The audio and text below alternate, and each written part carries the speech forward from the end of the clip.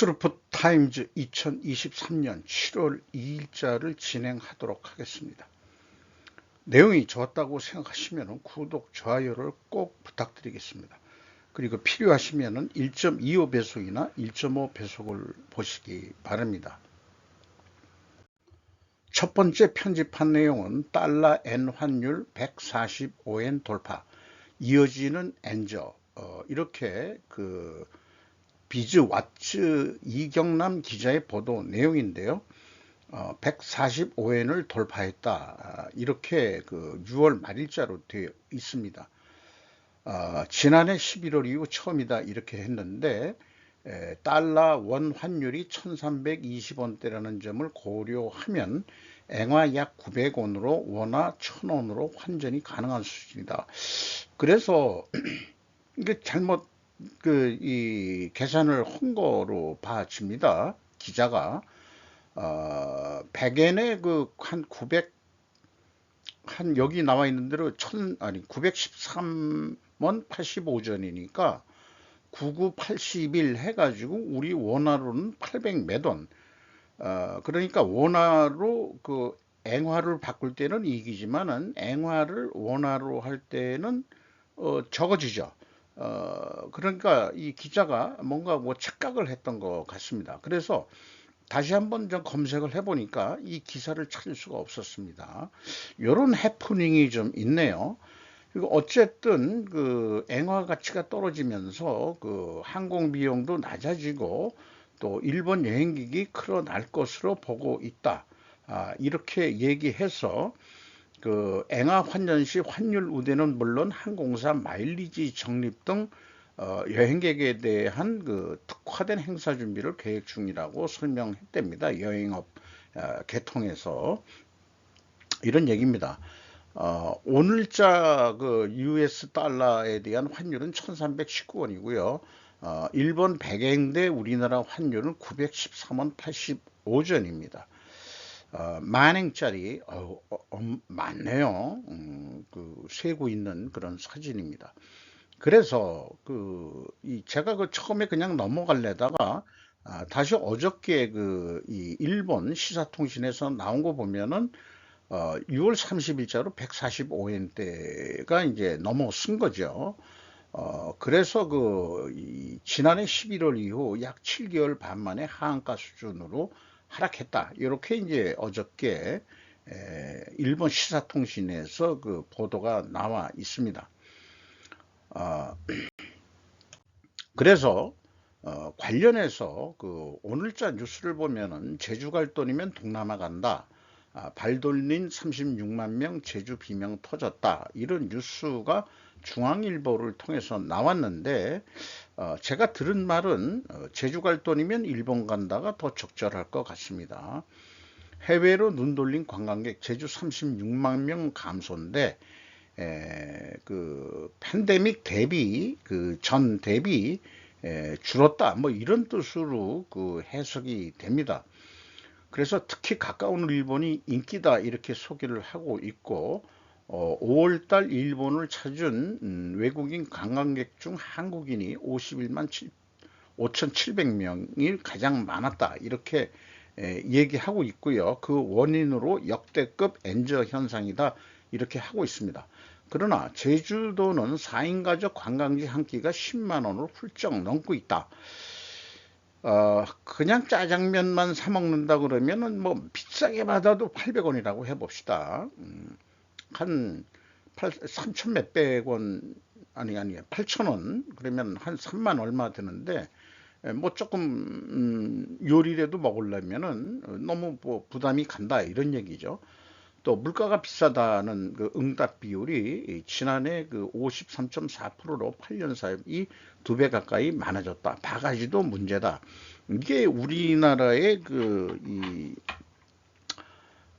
지방 관광지의 어떤 국민성까지도 거론이 될 수 있는 한철 메뚜기 같이 살다가 가려는 건지 다음에는 생각 안 하고 계속해서 지속적으로 바가지 씌운다면은 내국인이라도 국내 관광지를 갈 일이 전혀 없습니다. 그래서 쭉 이런 관계를 또 취급을 했는데, 문제는 무슨 관광지 축제나 뭐 이런데 공무원들의 거기서 장사하는 사람들의 선정 과정, 교육 과정 이런 거 없이 지자체가 자릿세만 많이 받아 처먹는 그런 것 때문에 일시에 그 자릿세가 너무 비싸니까 바가지 요금이라도 써가지고 자릿세를 넘어선 이익을 낼래니까 바가지 요금을 낼 수밖에 없는 거죠. 궁극적으로 상인의 문제 이전에 공무원의 문제라고 저는 생각을 합니다. 그래서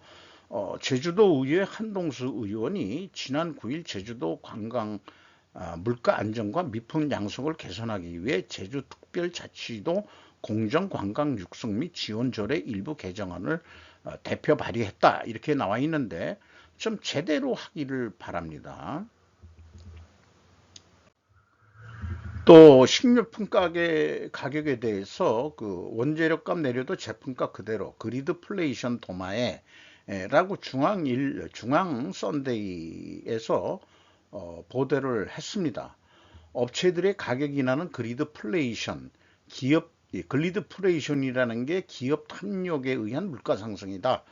이렇게 표현하고 있는데 그것을 우려한 정부의 압박에 의한 결과가 업체들의 가격 인하다. 그러니까 자율적인 가격 인하는 아니었다. 그런 얘기죠. 그래서 제가 이 스루풋 분석에서도 얘기했지만은 미국도 2차 대전 오일 쇼크 때 가격 통제도 했기 때문에 자유자본주의라 하더라도 경우에 따라서는 정부 통제가 들어간다는 것은 자본주의 사회에서도 그거는 당연히 있을 수 있는 얘기다라고 언급을 하고 있는 거죠. 그래서 제가 그 스루풋 분석할 때도 요거 인용하는 겁니다만은 요거 뭐 어디 거라고는 얘기는 안 하겠습니다. 원재료 가격이 이 12.5% 하락을 했어요. 그런데 제조 원가 비율이 재료 비율이 70%고 가공 비율이 25%입니다.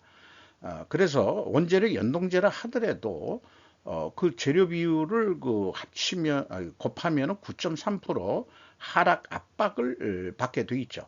그런데 일반적으로 인플레 때문에 가공 비율이 뭐 인건비도 오르고 등등 해가지고 근데 제조 원가상 25%뿐이 들어가질 않죠. 그러니까 0.3% 인상이 됐어요. 그러면은 이걸 더하면 9.1%입니다. 그러니까 최하 9.1% 정도는 내려가야 되지 않겠냐. 그런데 라면 가격 한 5% 정도 내린 거로 저는 인식을 합니다.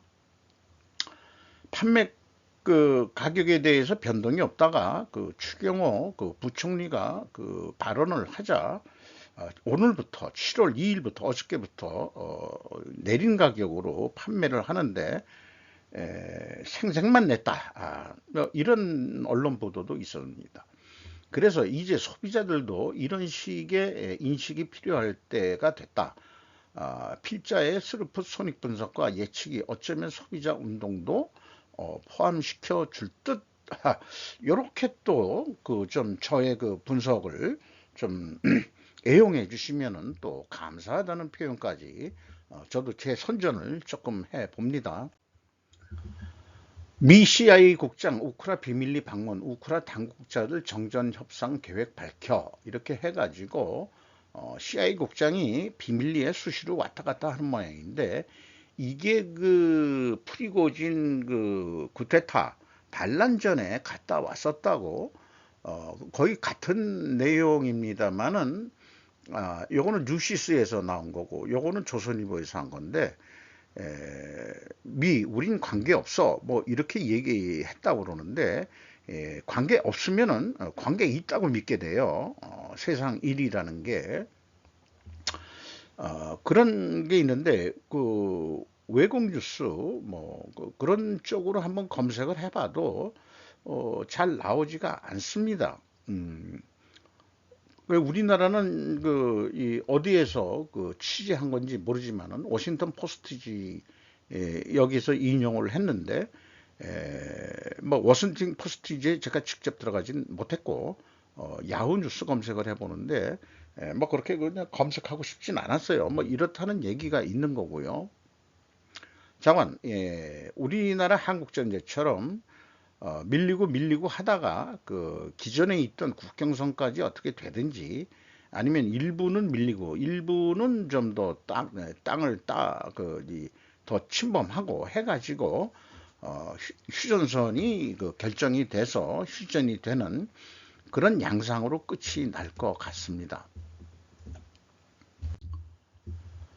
고압적 바이든 정권의 꼭두가시 기시다 정부는 괜찮아 내정 간섭을 의심케 하는 발언, 발신, 일본의 주권과 독립성을 경시. 석간 후지의 보도 내용인데요. 기고자는 하세과 유키히로라고, 가끔 그 석간 후지를 보면은 이 그 저자의 이름이 좀 종종 띄는데, 내용을 쭉 읽어 보면은 아마 일본 자주 주권파라고 제가 표현을 해야 될 것 같은데, 일본 보수주의라고 얘기를 할 수 있겠죠. 보수파. 그래서 지금 뭐 돌아가는 그 이런 태세가, 미국에 왜 꼭두각시 역할을 하느냐라는 것으로 질타하는 것 같습니다. 어, 그 인도도 사실은 어떻게 생각하면, 인도 그 모디 정권도 그 이 군사 경제적 연계를 강화했는데, 모디 총리도 어느 정도는 독재성이 있는 거 아니냐. 그러니까 독재와 대결하는 만큼, 중국과의 독재와 대결하는 만큼 다른 독재자로 손을 잡는가라는 목소리가 나온다라고, 비판적인 이 기고를 했습니다. 그래서 키시 정부가 그런 정권이 말하는 것을 네네라고 듣고만 있다면 언제까지라도 일본의 자립은 달성할 수 없다. 그래서 제 견해인데요. 강대국이 없다면 자주 주권파란 발생할 말이 아니다. 서로 그 힘이 그 균등하다면은, 말하자면 자주 그 얘기를 안 해도 서로 간의 자주성을 존중하게 돼 있죠. 근데 한국이나 그 자주 주권파들이, 일본이나 한국이나 자주 주권파들이 존재는 합니다만은, 그러나 힘이 약할 때는 그 힘을 숨겨야 된다고 저는 생각을 합니다. 일본은 태평양 전쟁 패망과 동시에, 그때부터 메가도 정부의 5년 동안의 GHQ의 지배로 인해서 지금까지 그렇게 영향을 받고 있다. 일본 엘리트들이 그런 사고 방식으로 미국과의 그 협조 관계로 얘기를 하지, 그게 굴종 관계라고 해서 그 미국, 아니 그 일본 관료들이 이 정치를 하는 것은 아니라고 봅니다. 또한 이 일본 측 관료들도 대부분 그 뭐라 그럴까요? 일본 유학파들이 또 득세를 하는 입장이고, 또 우리나라도 마찬가지라고 생각을 합니다. 그러니까 미국이 실질적인 패권주의일 때는 그냥 조용히 있어라, 협조해라 하는 것이 지혜로운 처세일 거라고 생각을 합니다. 누군 자존심 없는 줄 아나요? 워싱턴 톡 그 보아에서 하는 건데, 김정은 저지휘의 군부 엘리트 움직여야 정권과 분리 가능, 이런 그 제목으로 그 대담 프로를 했는데, 제가 열심히 이 발췌를 해서 정리를 해봤어요. 작전 요소는 전략적 목표를 달성하는 게 핵심이다. 여기서 핵심은 김정은의 생각을 바꾸려고 노력할 게 아니고, 북한 엘리트들, 김정은의 결정을 실행하는 북한 군부를 설득하는 것이 핵심이라고 본다. 대담자가 이런 얘기를 했습니다. 아, 북한이 실질적으로 핵 무기 보유와 사용은 정권의 정말로 이어질 것이기 때문에, 체제 유지를 위해서 개발하고 있는 거지, 결국 그것을 사용하지는 않을 거라고 보고 있는 거죠. 질문 중에는 대담 진행자가 미국과 한국이 공략할 수 있는 약한 고리가 있다고 보는가, 북한의 뭐 중국과의 관계에서. 그래서 중국이 북중 관계에 두는 제약을 좋아하지 않을 수 있지만 중국은 여전히 북한의 주된 그 생명선이다. 식량이라든지 이런 것들을 거래 안 할 수는 없다. 뭐 이런 표현도 지금 나오고 있습니다. 그러니까 뭐 크게 과거에 대담할 때 나오는 얘기하고 변한 건 좀 없는 것 같지만 이번에는 그 군부를 좀 그 건드려서 접촉을 해야 되지 않겠냐 그런 작전 전략 이런 것들이 이제 새롭게 좀 나오고 있는 것 같네요.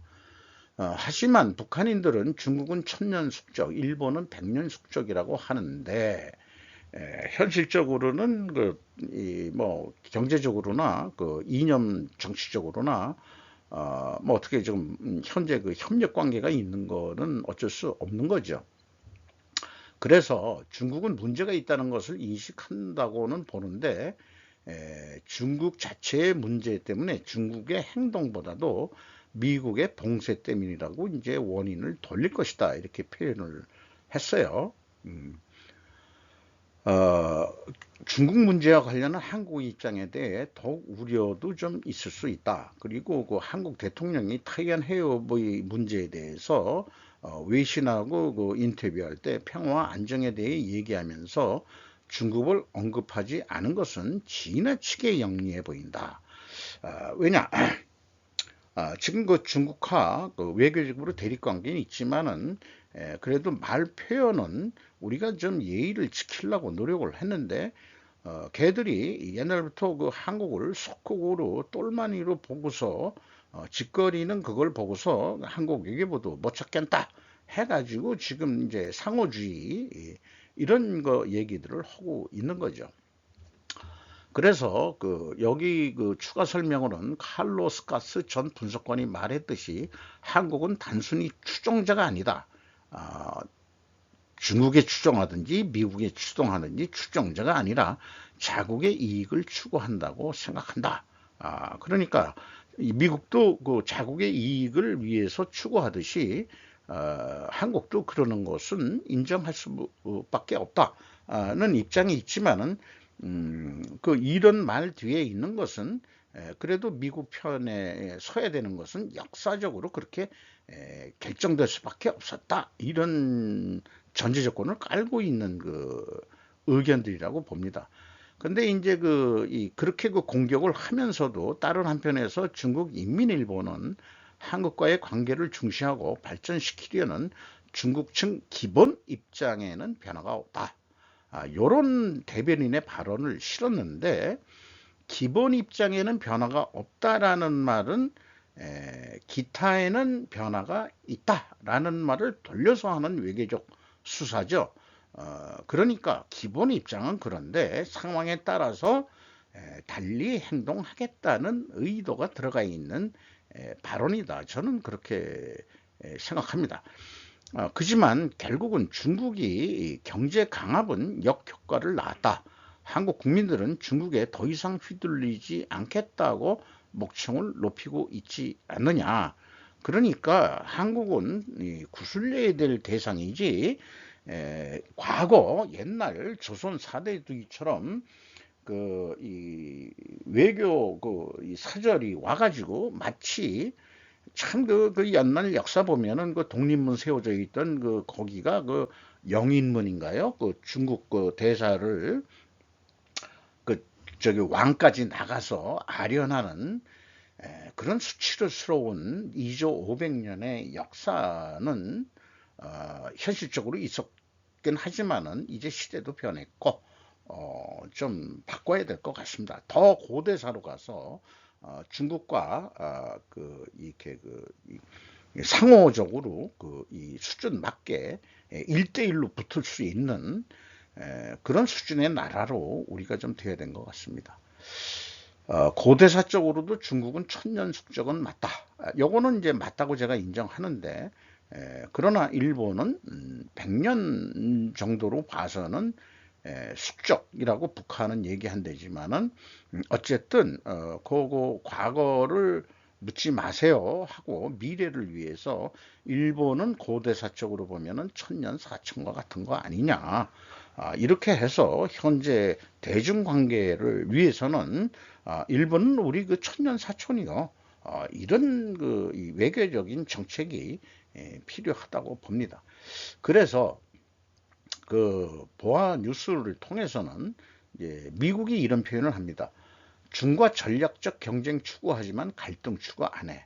이게 뭔 말이냐 이런 얘기예요. 제가 봐서는 모순호법이거든요. 하나의 중국을 외교책으로 하면서도 대만 해협의 무력은 용납할 수 없다는 모순호법이 또 나오고 있는 거죠. 그러니까 이게 그 중국 사람들은 중국 이 공산당은 말 가지고 지금 미국 애들이 장난질 하고 있는데 되게 기분 나쁘다 이렇게 얘기를 하고 있는 거죠. 이런 게 일반 사회에서 통용이 될까요? 너하고는 경쟁하는데 갈등은 안 해. 갈등은.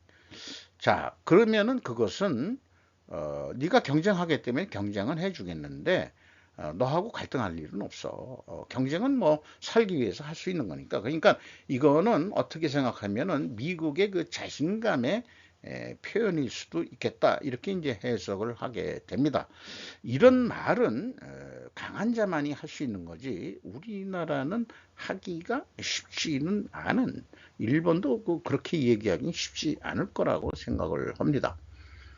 자, 그 현대 비즈니스에서 전 주한대사의 충고적인 글이 왔는데 한국 최대 야당 중국 대 접근의 전 심층 후쿠시마 처리수로 드러났다. 유언비어 정치와 시절 외교 그 파멸의 폭주, 말들을 그냥 그 강한 그런 말들로 그 제목을 붙였는데 주장의 본질은 거짓 정치다. 이렇게 진단을 하고 그 배경엔 민주당의 비리로 인한 지지율 하락이다.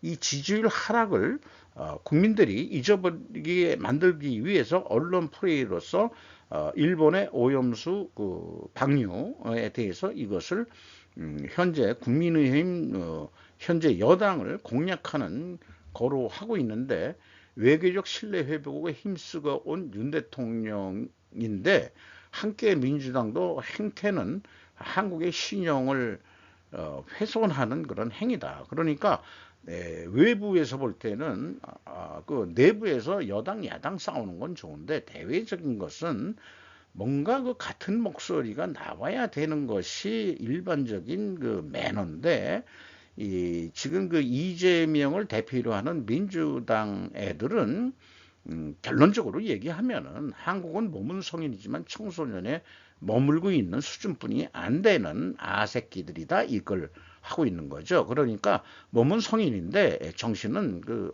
어린 새끼다. 이런 식으로 이제 갈한 겁니다. 중국의 속절없이 놀아난 민주당의 외교 자세라고도 표현했고요. 그런 민주당 의원이 티베트 관광문화 국제 박람회에 대해서 티베트 인권 탄압에 대해서는 70년 전의 사건이라고 말하면서도 일본과의 70년 전의 일에 대해서는 계속해서 반의를 얘기하는 민주당 사람들이 하는 말인지 의심스럽다. 그러니까 그 중국에 대해서는 친중적인 그런 거를 하고 완전히 그 표리부동하게 그 얘기하고 있는 거죠. 그래서 외교적으로도 어른이 좀 되라 이렇게 그 충고를 좀 하고 있는 것 같습니다. 그 이 더불어민주당에게 그렇게 이제 그 충고를 하는 그런 말들을 좀 듣고 있습니다. 프랑스 폭동으로 2,300명 약간 넘는 체포, 소년 사살, 4일 밤 연속 항의, 시위가 이루어졌다는 얘기인데요. 그게 어떤 그 소년이 뭔 문제 때문에 그 사살이 된 것 같습니다. 북아프리카계 소년이라는데 흑인이죠. 17살짜리가 그것이 구체적으로 뭐 때문에 일어났는지는 모르지만 그것 때문에 지금 폭동이 일어나 가지고 이렇게 되는데 마크롱의 그 정치 그 지도력이 뭐 한계에 온 거가 아니냐 하는 얘기도 있습니다만은 이 프랑스의 그 중국이 아니 그 아프리카계 이민들이 많이 들어온 것은 그 노동력 부족에 의해서 직업상의 차별과 경찰의 폭력에서 축적된 요걸 일본말로 우츠세키한 불만과 분노가 폭발한 것으로 추정된다 이렇게 얘기했는데, 우츠세키한이라는 것은 제가 무슨 뜻인지 모릅니다. 전문가들은 20년 가까이 지나도 아무것도 변하지 못했다. 그래서 제 생각은 프랑스는 식민지 지배에 대한 역사적 죄가를 치르는 것 같다. 그 베트남에서도 조용히 물러났어야 되는데, 베트남하고도 그 2차 대전 후에 전쟁을 했다며요. 그래서 결국은 그 베트남한테도 져가지고 그 깨갱하고서 물러난 그런 또그 역사적 사실도 있는 거죠.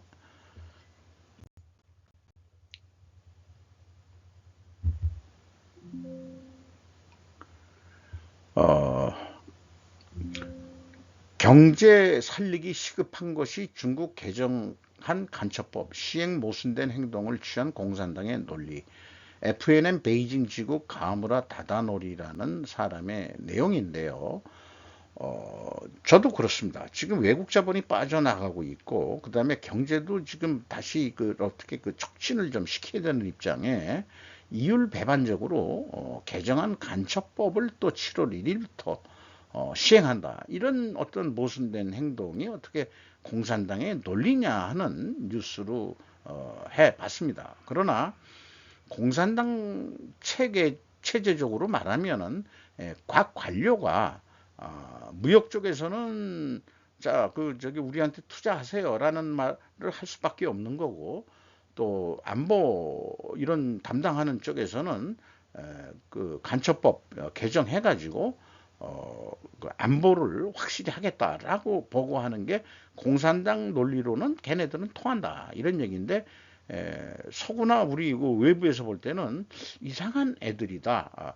그래 가지고 그러니까 계속 돈이 빠져나가고, 또 위안화 자체의 환율을 그 금리를 내리니까 더더욱 돈이 빠져나가고 있는 상황에서 이런 악수를 어떻게 들 수 있느냐 이런 얘기예요. 그래서 반스파이법 강화하는 것은 공산당 조직의 요게 그 촌도라는데, 요거를 그냥 척도라고 제가 그 말을 달아봤습니다. 그런데 일본은 반간첩법이 없기 때문에 잘못하면은 중국 내에서 사업하는 일본 기업들이 일본인 저격 가능성이 많고, 실질적으로도 과거 그 몇 년 동안 스파이 혐의로 체포가 돼서 감옥에 있는 그런 얘기 뉴스들도 병행해서 있습니다.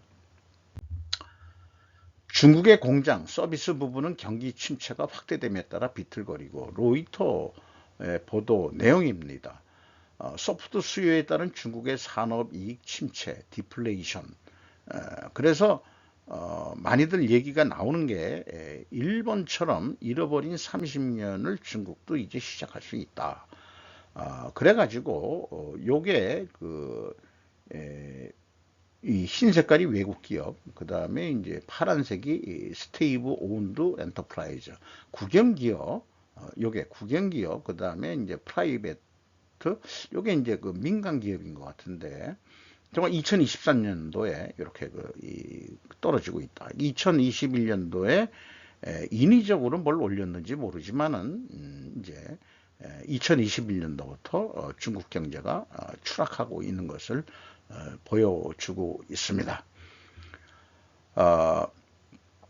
로이터 통신은 이 부채와 자본 이탈에 대한 우려는 소비자와 민간 부분의 취약한 수요를 뒷받침하기 위한 조치를 유지할 것이라고 말했다고 합니다.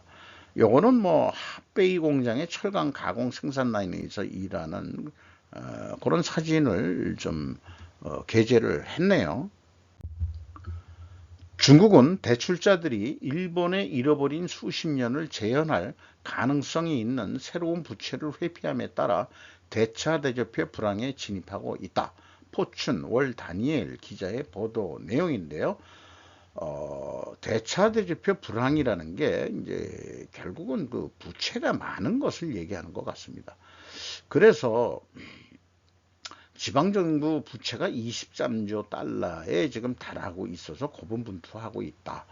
또 청년 실업도 있는 상태에서, 그래서 노무라 연구소의 수석 경제학자인 리차드 구가 대차 대조표 불황을 소비자와 기업이 지출이나 투자 대신 부채 상환에 더 많은 돈을 투자하는 기간으로 정의를 하고 있습니다.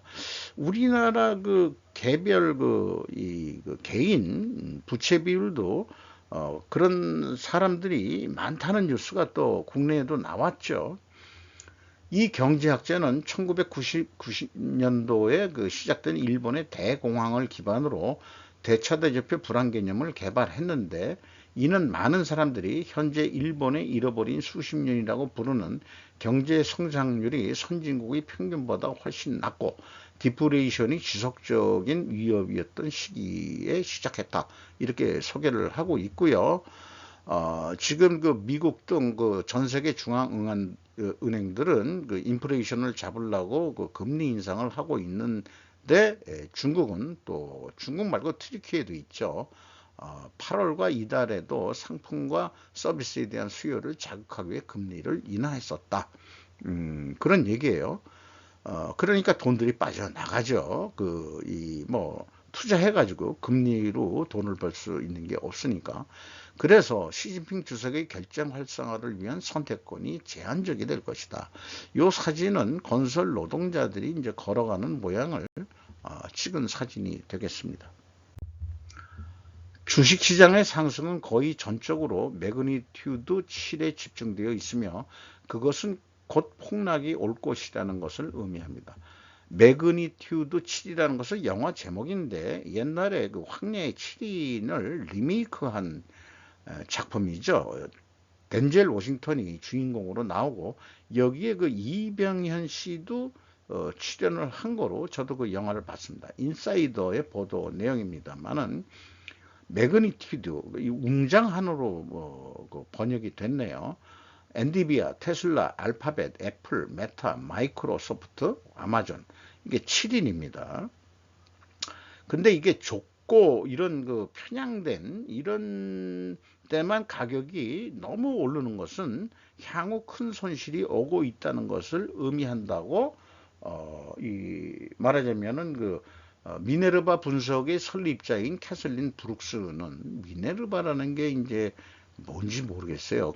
옛날에 우리나라 미네르바라고 아이디 가지고 그 다음에서 유명했던 사람이 결국 나중에 노출이 돼 가지고 어떻게 불이익을 당했다, 이런 얘기도 기억이 있는데, 그래서 2008년 시장 붕괴, 미국의 금융위기 때 부른 허스만 투자 신탁의 존 허스만 회장은 최근의 노트에서 최근의 랠리에 대한 지금 말씀드린 대로 그렇게 썼다 그러고요.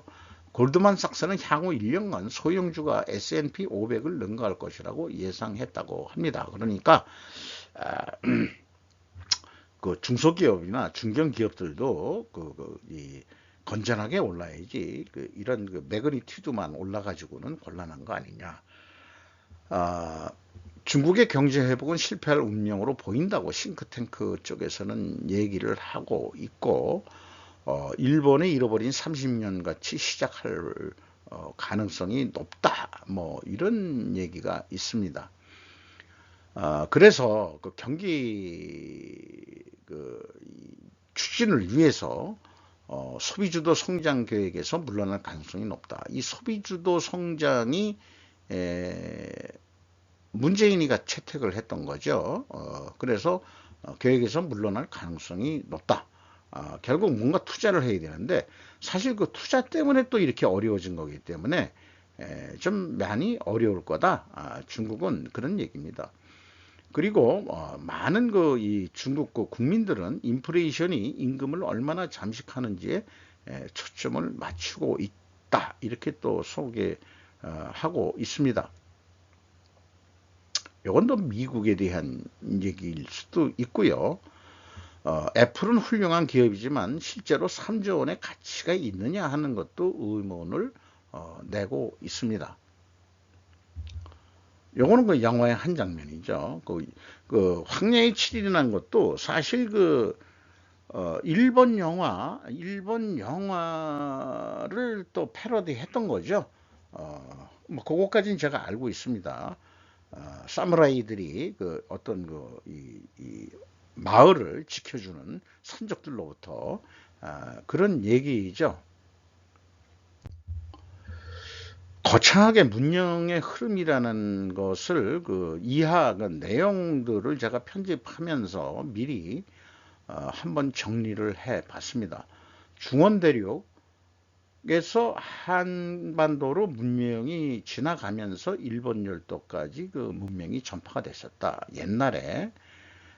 그런데 이제 그것이 산업혁명 이후에 일본이 먼저 그 산업화를 하면서 선진 문물이 일본 열도를 통해서 한반도로 넘어오고 그런 것들이 이 중원 대륙으로까지 이렇게 문명이 이동하는 것으로 저는 그렇게 해석이 됩니다. 그리고 2차 대전 및 태평양 전쟁 후에 미국 세계 패권으로 해서 환태평양 을 통해서 다 그 미국의 영향을 지금 받고 있다. 이렇게 되는데 이런 와중에 한반도는 강대국이 될 수 없는가? 항상 그 강대국에 껴가지고 새우 등 터진다는 표현이 계속 그 자존심을 건드리거든요. 그래서 고대사를 보면은 이 흉노와 한나라의 싸움 이런 거를 봤을 때는 한나라가 그렇게 큰 통일 국가를 만들었는데 그런 국가를 그 아주 전쟁에서 이겨가지고 한나라가 흉노한테 공물을 바치고 여자까지 바치는 그런 역사적 사실이 있거든요. 그러니까 흉노가 우리하고 뭔 관계냐?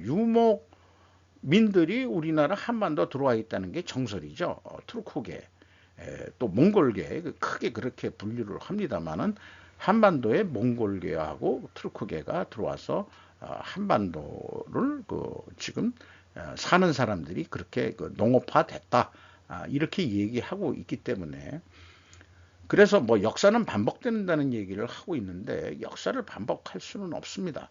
일본이 경제적으로 다시 대본영의 꿈을 꾸는 것은 안 될 일이라고 저는 생각하기 때문에 반도가 오히려 그 힘이 좀 강대국이 돼가지고 그 좌우로 견제를 할 수 있는 힘이 있어야 되지 않겠느냐. 미국은 이 지정학적으로 이 국경이 맞닿아 있지 않기 때문에 러시아라든지 그다음에 중국이라든지 많이 떨어져 있으니까 좀 편한 입장이지만은 우리는 너무 가깝죠. 그게 좀 문제죠.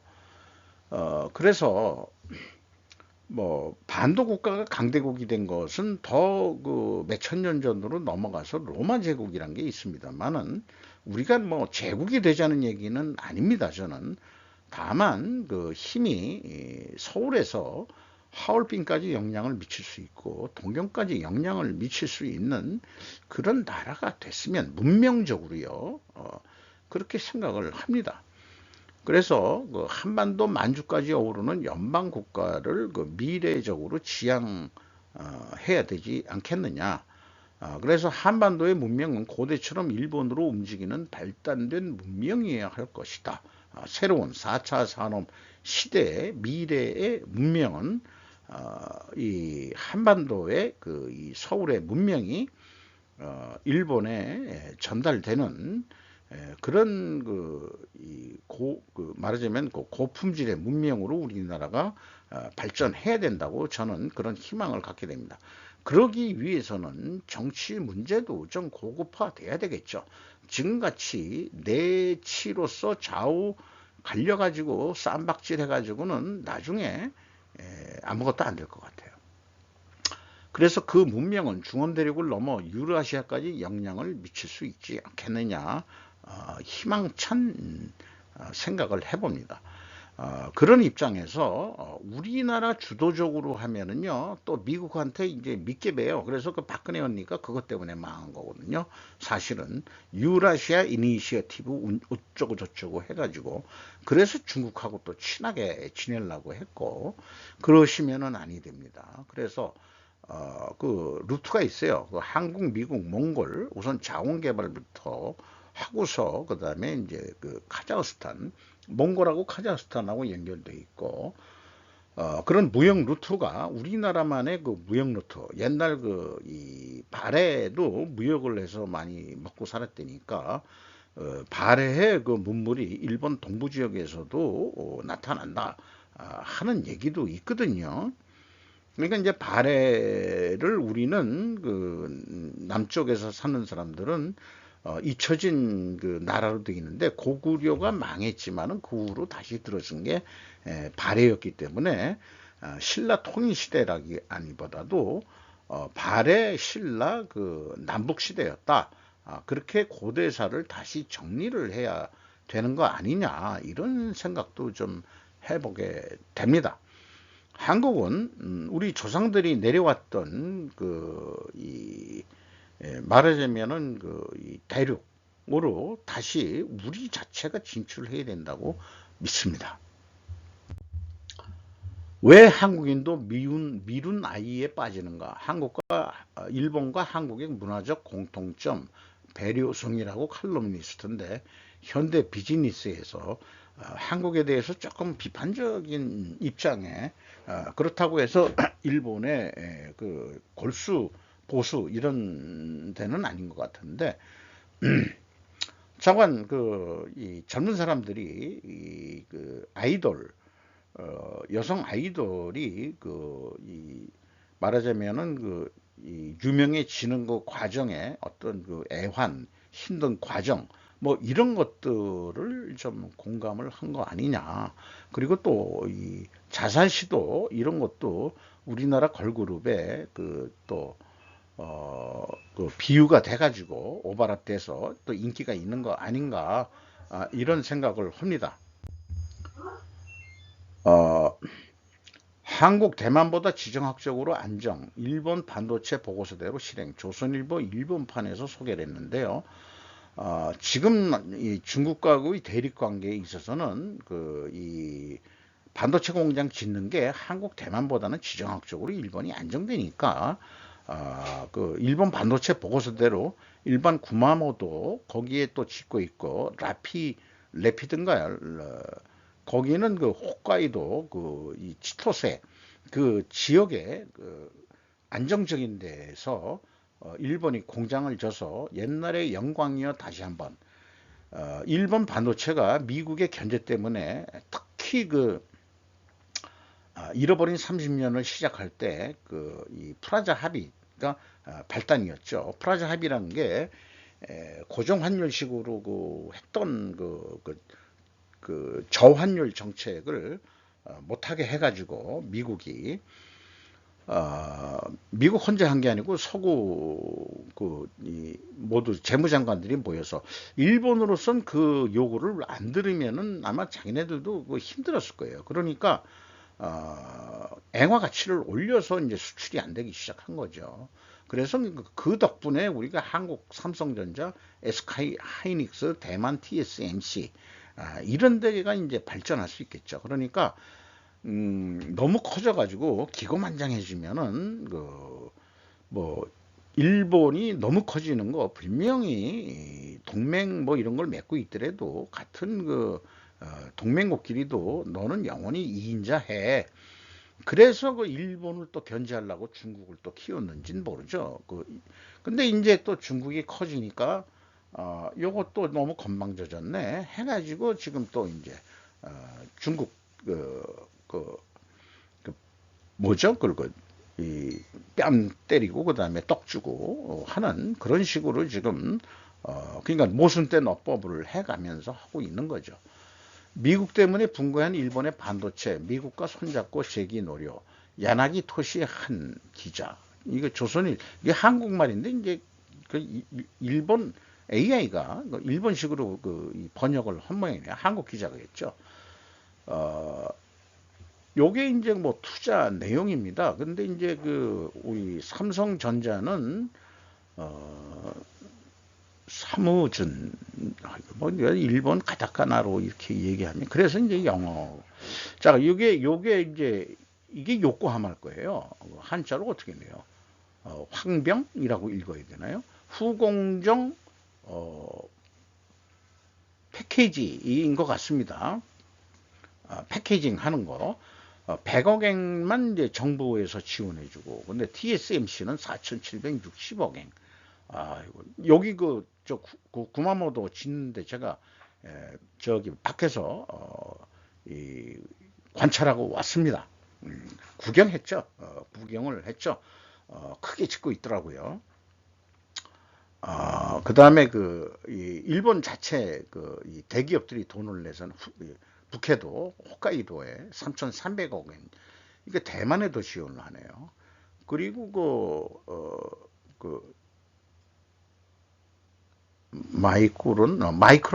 마이크론도 광도에다가 또 뭐 짓는데 2,000억 원. 이런 뉴스는 국내 뉴스에 뭐 안 나온 것 같은데, 마이크론이 광도에 이 공장을 짓는다. 뭐 이렇게 되니까 이제 중국 애들이 마이크론을 규제를 하니까, 그러니까 좀 늦게 시작해서 27년도에 가동 예정이다. 그러니까 이제 마이크론이 이제 중국에서 빠져나와서 일본으로 간 거, 이렇게 이제 이해가 됩니다.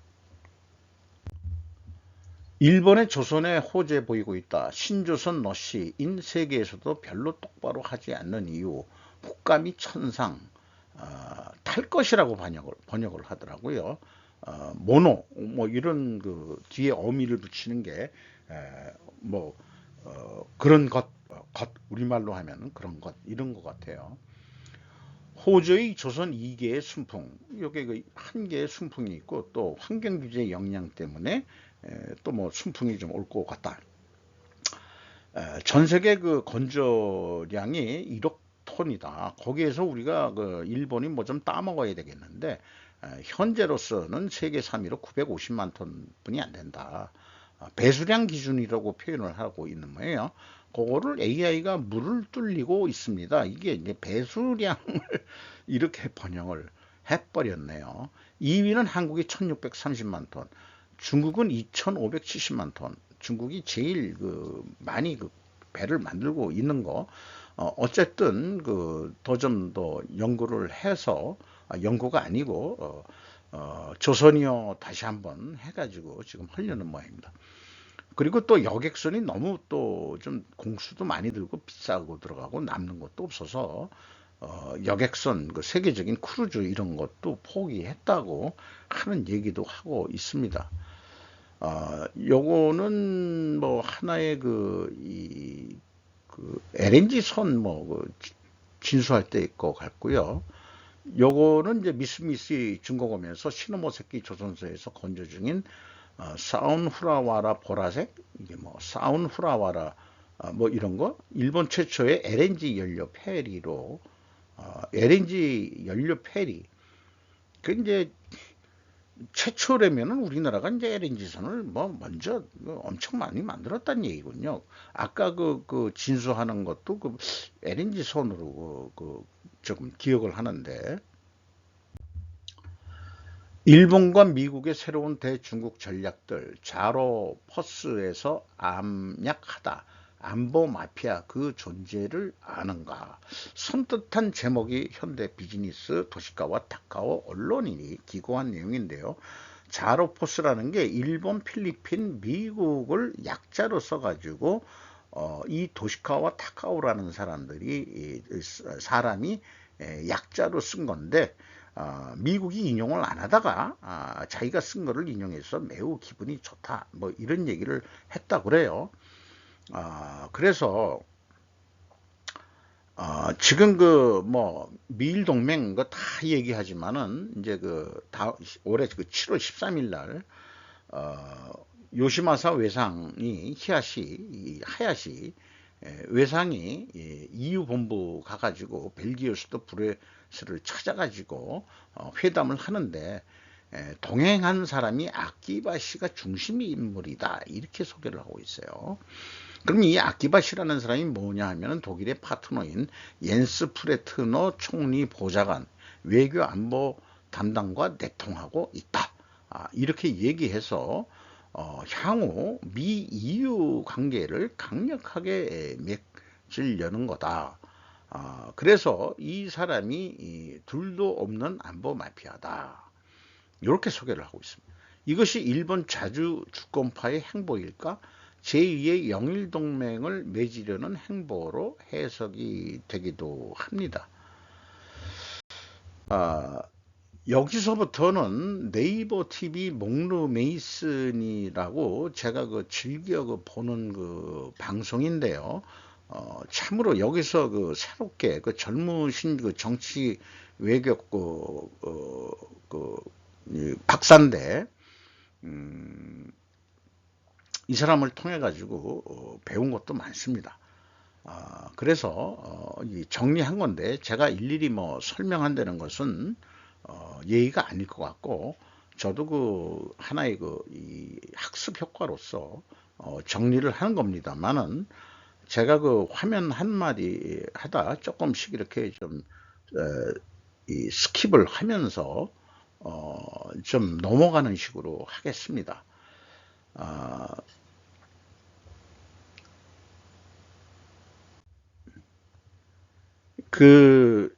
일본을 이 전쟁 말기에 이 말하자면 미국이 상륙하려고 했던 게 큐슈뿐이 없었답니다. 실질적으로 할 수 있던 데가. 그래서 일본도 그걸 알기 때문에 큐슈 지방에서 결사항전 각오로 해서 방어 전략을 세우고 있었고, 이랬다는 얘기입니다. 그리고 이제 그걸 설명하면서 이제 이 장개석이가 조선 독립 이런 거를 미리 포츠담 회담인가 카이로 회담인가 그런 데서 미리 카이로 회담인가요? 거기서 얘기를 했다는 것도 당연히 소개를 하고 있고요. 이 상륙하려던 데가 이 큐슈 남쪽 어디 지방하고 요 중부 쪽에 있는 아리아케 해라는 쪽으로, 아마 나가사키 쪽인가 이쪽 어디로 상륙을 하려던 모양이에요. 그래서 요거는 제가 이번에 여행 가가지고 아마쿠사라는 시의 천주교 유적을 했던, 고속도로가 낮아가지고 갈 때는 직선 곳으로 다리 건너고 해가지고 돌아올 때는 해변 내 이 도로를 만끽하면서 돌아온, 그거를 제가 좀 그냥 넣어봤습니다. 요거는 이제 관광지에 있는 여기 끝까지 간 거기까지 사진이고요. 2차 대전은 연합국끼리도 대립 이런 거로 설명이 돼 있고, 한국에 있어서는 미국 입장에서는 친미 정권이 들어서야 했고 이승만 정권 수립 후 친중 친소 세력을 제거해 나갔다 하는 게 역사적인 기록이다. 근데 이렇게 얘기하면서 제가 김자진 장군의 청산리 정투를 매우 높게 평가하는데, 이 김자진 장군도 모 대통령이나 장개석이한테 군자금을 받아서 활동하신 분은 내가 아닌 거로 알고 있거든요. 왜냐하면 공산주의자들이 이 모 대통령한테 돈을 많이 받았을 거고, 우리나라 자주파인 이 김구 선생 이런 사람들은 이제 장개석한테 돈도 많이 받았었다고 그러는데, 이 김자진 장군 기념관에 가서 보면은 전투에서 이길 수 있었던 것은 독립군이 체코체 무기로 무장을 해서 그때 일본 거보다 성능이 좋았던 모양이에요.